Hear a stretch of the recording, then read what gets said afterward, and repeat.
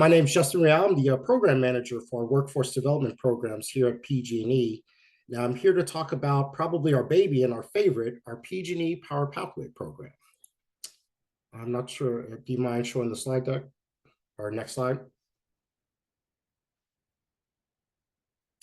So PowerPathway was started in 2008 really to address the silver tsunami.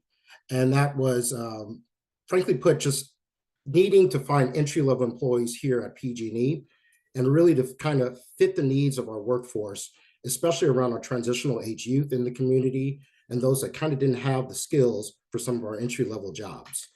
In particular, our program really focuses in on diversity, helping minorities, females, and military veterans find employment here at PG&E, but also in the industry.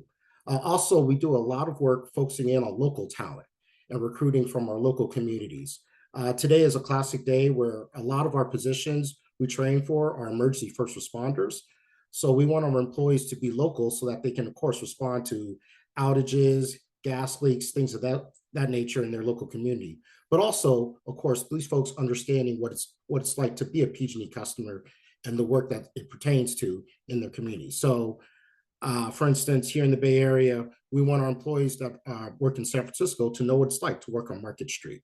They're PG&E customers as well. So we know that when they're out there doing the work, they're actually going to be coming home to that same kind of work and really putting that quality into it. So next slide. PowerPathway, we work with a lot of community organizations, nonprofit based organizations, or even trade schools, labor unions, and government agencies, and sometimes even other industry-related employers. A lot of our programs are funded through Workforce Innovation Opportunities Act, WIOA funding. So the program's free, but also unpaid. And it's these community partners or government agencies that through federal, state, local funding are actually able to pay for the program and provide supportive services for the students, whether that's childcare assistance, a stipend, housing, whatever it may be. So they really augment our training with those federal, state, local dollars. We offer two types of training. One's a signature, where you go through a 4 to 12-week training that's actually led completely by PG&E. Or we offer an affinity type of program, and that's where typically like a community college or trade school already has an existing program, and we at PG&E kind of come in and support that already existing program through curriculum development, offering advice, and then of course recruiting the graduates from their program once they graduate from either the community college or trade school. Over here to the right, you can see a kind of cool picture. We had then Vice President Joe Biden come to visit one of our programs in 2015. I know I'm pretty short on time, but a lot of crazy stories about the Secret Service and trying to get our then Vice President in and out of a PG&E facility in the middle of the day. So next slide, please. So our PowerPathway program, proud to say, since 2008, we've trained over 1,300 California residents. 88% have found employment here at PG&E or in the construction utility industry. 71% self-identify as minorities, 44% as military veterans. And I'm proud to say that over a 3-year period, we've seen a 77% retention rate at PG&E or with some of the other employers that we're partnering with. Another great picture over here, one of our graduates who was a homeless military veteran out in San Francisco was invited to the White House to help sign the long-term unemployment initiative that President Obama signed in 2014. And so this is one of our graduates meeting President Obama and of course getting a famous shoulder rub from Vice President Joe Biden. Next slide, please. So this is a list of some of our community partners that we work with throughout our service territory here in the Bay Area, but also in our South Bay, what we call Peninsula area. I know this is BayREN and we're really focusing in on the Bay Area, but we also have programs in the Sacramento North Valley and of course the Fresno Central Valley region as well. Next slide, please. So these are the type of programs that we offer. Whether it's ranging from gas, electric, even vegetation management, or customer care, and kind of, I would say, our portfolio of programs. They're a combination of classroom, hands-on training. One thing that's unique and, kind of even pertaining to this call, a lot of these graduates are indirectly supporting green jobs work. For instance, when we're training on the electric side, these are the folks actually connecting solar panels to our customers' homes and working on the circuit boxes. On the gas side, actually, our gas employees do a lot of the digging and building out our EV infrastructure in our local cities. Even on the as simple as the traffic control side, we train a lot for traffic control, and these are actually the employees that are out there keeping the roadway safe while the work's being performed. Next slide, please. So kind of some of the program components to PowerPathway, I'd say it's a combination of classroom and hands-on training. So in particular for like, say, our signature programs, traditionally the students are in the classroom in the morning, whether that's going through some type of lecture, HR soft skills, or subject matter expertise. And then in the afternoon, they're actually doing the hands-on training. If we're doing electric pole climbing, they're actually climbing poles. On the gas side, actually digging trenches. On the veg management side, even doing a lot of work on logging and inspection work around trees and things of that nature. One of the greatest things too is because, again, the program's funded by WIOA and federal, state, local dollars, our community partners are able to augment the training with certifications that the students are able to receive, whether it's first aid, CPR, traffic control flagging, OSHA 10, or whatever it may be. So it really kind of helps the graduates not just getting those certifications needed at PG&E, but really anywhere in the industry. Next slide. So one of the unique advantages we have here in PowerPathway and really at PG&E is an amazing labor union in IBW 1245. So our program doesn't guarantee employment, but like you saw on one of the slides, about 88% of our graduates are getting placed here at PG&E or in the industry. And a big piece of that is through our IBW 1245 partnership, where all of our graduates are able to be directly placed at PG&E in a role of what we call a hiring hall. Hiring halls are essentially our temporary PG&E employees.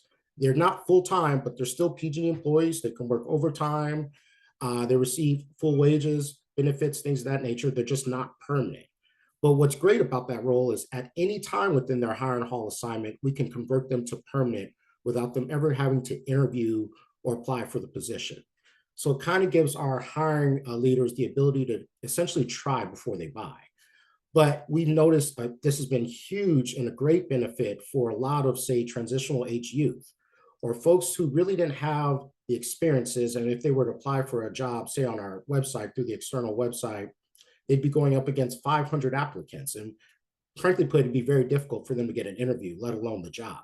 But this hiring hall opportunity has really allowed them to actually get into the PG&E workforce, let their work speak for itself, and then, of course, be converted over to permanent full-time employment. So it's been a huge benefit, I would say, again, for, like I said, those transitional age youth, 18 to 24-year-olds, but also people that just had not too many work experience in this industry. Next slide. There's a lot here, very comprehensive, so I'm not going to go all into the details, but one thing I just really wanted to call out through this slide is essentially there's a lot that goes into our training program. We essentially don't train and pray. And I think a lot of times we're even approached about doing programs. And unfortunately, we can't always do a program because we want to make sure that we actually have jobs for the participants at the end of the program. And so essentially, we're a little limited on how many programs we offer for that year. But the good thing is we do know that when we are offering a program, we actually have jobs for the participants once they graduate. So we always say this here at PowerPathway, we don't train and pray. So if you kind of look at this timeline, it's almost like putting together, I say, like a movie, where there is a lot of workforce planning that goes on before the program even starts. Then there's a lot of screening and work that we're doing with the community partners to make sure the candidates are employable to get into the program and work at PG&E. Then, of course, go through that training and the piece we're doing, like I said, at the end of placing them as hiring halls and then converting them to permanent. Next slide. So here's some of the screening requirements for our program, and this is pretty universal. One of the things, though, I really want to call out and the work we do with the community partners, where they're able to they're basically have the ability to make sure that some of the participants meet these employability standards. And I want to for instance, give a huge shout out to one of our community partners, Cypress Mandela Training Center over in Oakland, where someone may have barriers to employment or what we always say, a kind of checkered past. They can work with them through their federal, state, local partnerships and making sure that the candidates actually meet this criteria so that they can, meet the eligibility requirements to work for PG&E. A lot of the jobs we're training for in PowerPathway are designated Federal Department of Transportation. So therefore, essentially, we're being held at a federal standard for what our participants have to, the standard they have to meet in terms of their requirements. Next slide. So in a nutshell, I think a picture shows, everything. You can kind of see that, the participants are going through our program. They actually are receiving hands-on training. So here's a picture of us doing electric training, and the students are actually getting pole climbing training. And what's huge about this is, say you want to be a line person in this industry or electrician, some of the schooling can be very expensive. And sometimes some of our participants don't have $20,000 to $30,000 plus to go through a line worker college. Here in this program, they're able to get that training for free and actually climb PG&E for about 2 weeks with our actual PG&E instructors.